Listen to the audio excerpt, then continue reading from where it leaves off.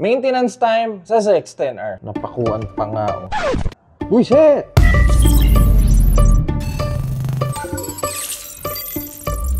Sasakay natin yung 10R sa pickup papuntang garage point. Gagamitin natin tong rampa by Sec Moto Supply. Nakuha ko to sa may main branch sa Caloocan. Nakalimutan ko magkano to pero ang laking tulong nito eh. Tsaka magandang klase to. Hindi basta-bastang rampa to. Tara, makita natin.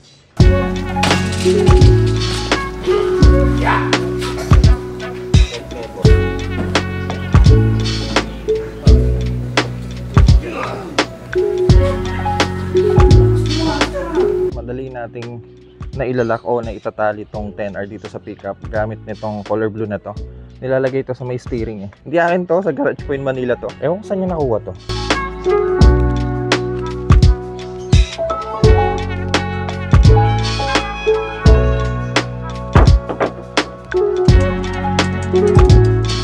Okay na to, hindi nagagalaw yan.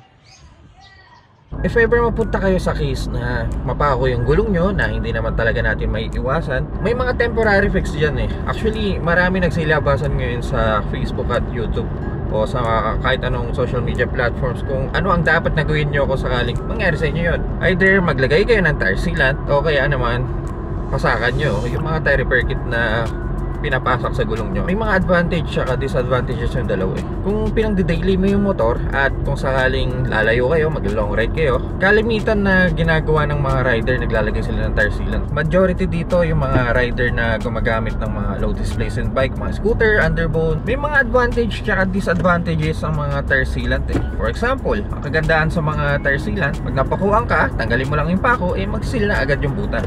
Isa pa, low maintenance kasi may mga nagsilabasang mga murang tire sealant ngayon. Tsaka less hassle kasi hindi mo na kailangan pang pumunta ng mga vulcanizing. Kaya naman maraming gumagawa nun, maraming naglalagay ng tire sealant sa mga motor nila. Disadvantage naman, in time, may mga instances na nagkaklag yung pito. So kapag nangyari yun, may hirapan kayong magpahangin ng gulong. May mga iba naman na nilalagay nila sa taas yung pito. I mean, iniikot nila yung gulong para andun yung pito, tapos yun yung siya hanginan para pumasok yung hangin. Pero majority pa rin mahirap siya hanginan. Pangalawa, kapag nagka-vulcanize kayo, ang kalat sa vulcanizing shop, talagang tapon yung mga sealant nyo na yan. At may mga ibang sealant naman na nakaka-damage sa compound ng gulong dahil nga chemical ang mga sealant eh. At may mga brand naman ng motor na kapag naglagay kayo ng sealant, automatic void ang warranty nyo. Kasi nga yun nga, dahil nga dun sa chemical na mayroon ng mga tire sealant. Sa mga tire repair kit naman, yung mga pinapasak, advantage niya ay walang mga chemical na nilalagay sa loob ng gulong nyo. Mas okay yun, lalo na kung big bike yung mga motor nyo, kung mga higher displacement o kaya mga performance bike. Tsaka pala, mga performance bike di naman talaga nilalagay ng mga tire sealant yun. Kasi may mga time na magbabago yung handling nyo. At yung mga nagsasabi naman na magiging imbalance yung takbo ng motor, well, pwede rin namang mangyari yung kung maglalagay kayo ng tire sealant. Pero yung iba kasi ang tingin nila sa tire sealant panghabang buhay eh, alam nyo yun. Ang mga tire sealant mini-maintenance din yan eh. Every, sabi natin, once a month nagpapalit dapat kayo ng pito or nililinis nyo yun. Every, sabi natin 6 months dapat magpalit kayo ng tire sealant nyo. Akala kasi nung iba pag naglagay ng tire sealant yun na yun eh. Tsaka dapat tamang amount lang ng tire sealant yung ilalagay nyo. Balik tayo dun sa tire repair kit, yung sa pinapasak. Disadvantage naman nun, kapag pinasakan nyo yung gulong nyo, nilakayan yung butas para mapasok yung rubber, eh habang buhay na yun. Yung dalawang paraan na yun, eh for emergency use lang naman. Worst case scenario, mas maganda pa rin na magpalit kayo ng bagong gulong. Which is palagi ko yun yung ayaw nyo marinig. Pero depende rin kasi sa mga pakong nakadali sa inyo eh. Sa kaso naman natin, eh isang beses pa lang naman tayo napapako.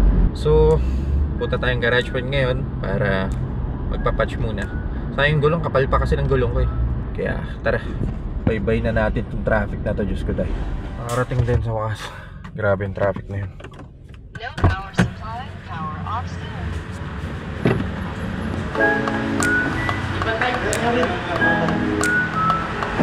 What?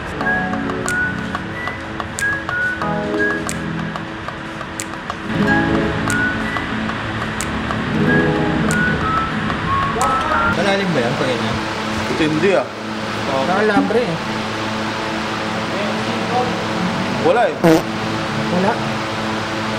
Wala. Joke lang. Hindi nga. Ay, bola oh. Wala. Wala namin wala. Meron pala. Itong gulong na to 8,000 na yung natatakbo. The bike is already, ano ba, isang taon na? Kapal pa oh. First time niyang mapakuan. Habang inaayos yung gulong, pa-change oil na rin tayo mga Cutie Pies.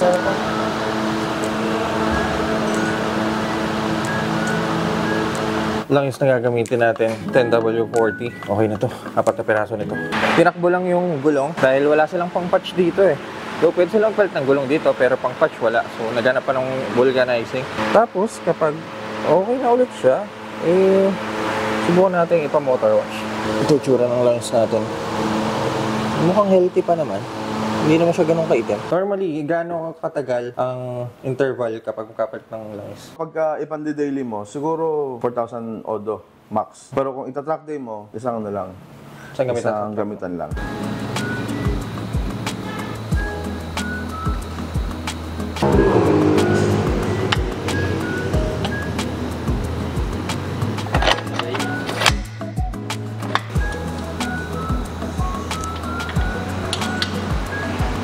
Anong mas prefer mo for emergency use? Gusto mo ba ng tire sealant o yung pinapasalan? Sa akin, sa tire sealant kasi, lalo't big bikes, hindi kasi siya akma sa big bikes dahil pag umakyat ka ng 100 km/h, may vibration na siya na nag-create.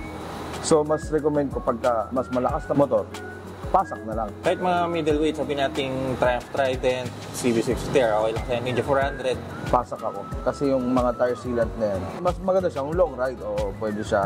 Pero kung hindi mo naman siya lagi nagagamit, nangyayari, nabubulok lang yan sa loob eh. Dahil doon sa sealant na yun na nakaipon lang. Yun, wala Pero namang- low displacement, Sa low displacement, oo, pwede siya. Malaking tulong niya kapag aksidente na butasan ang kalsada. Kasi wala namang vibration na i-create dahil hindi naman siya ganun kalakas manakbo. yun yung ginawa natin ngayon. So, magkano aabutin yung ganong klaseng maintenance? Yung langis kasi, 1 litro, isang bote nun ay 850. So, 4 na gamit natin. So, sabi natin mga 4-5.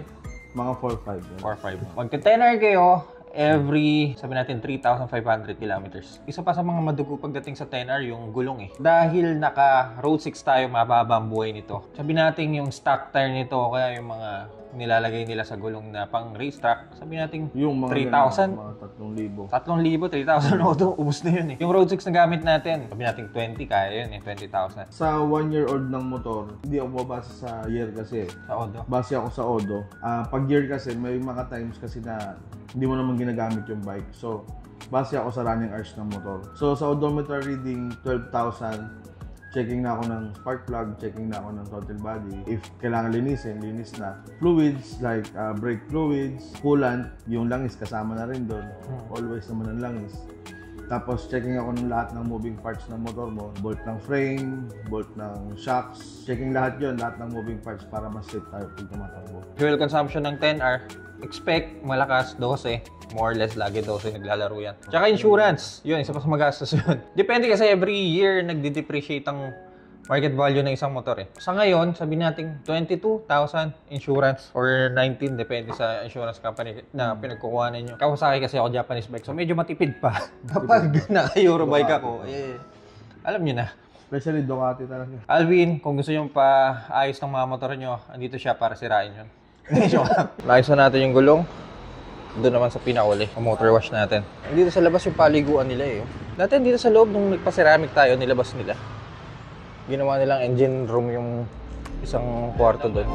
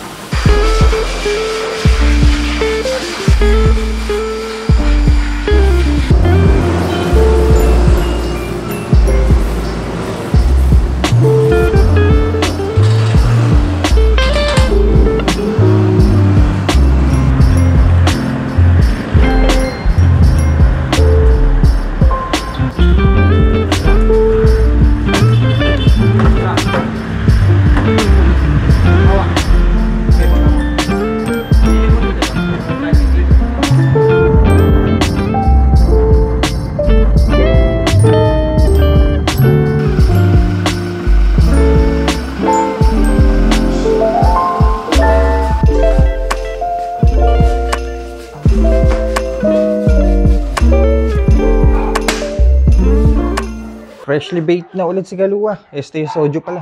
Grabe, mag-alas 12 na. Ngayon lang tayo natapos. Actually, alas 12 na pala. Kinis na ulit, oh. Bagong change oil, then okay na din yung gulong na napako. Tignan nyo yung thread kung gaano pa kakapal. 8,000 odo pero kaya pa ng 22 eh. O nga pala, bagong change oil tayo. So, dapat naka-reset yung trip meter natin. 3.1 pa lang pala yung natatakbo since last change oil niya. So, reset na natin to. Dapat magbibling yung trip B. Then, reset. Okay. Mga cutie pies, that's our 1-year ownership video para dito kay Soju. Hindi ko alam pero baka palitan natin tong Road 6 natin. Michelin pa rin naman pero medyo mataas na. Then itong gulong na to ililipat natin dun sa ipapalit natin kay Kalua. Hindi pa natin sure actually. So abangan nyo yung video natin dun sa motor na ipapalit natin. Yeah, mga cutie pies, kung nag-enjoy kayo sa video na to at sana may natutunan kayo sa video na to, kindly leave a like at kung mahilig kayo sa mga ganitong content, huwag kayong mag-alala. Dahil nasa tamang channel kayo, so make sure to press that subscribe button yan sa baba. Kaya mga cutie pies, papahinga muna tayo dahil mag-ayos pa tayo para sa Mindoro ride natin. So abangan nyo yung Mindoro ride natin. See you sa next content.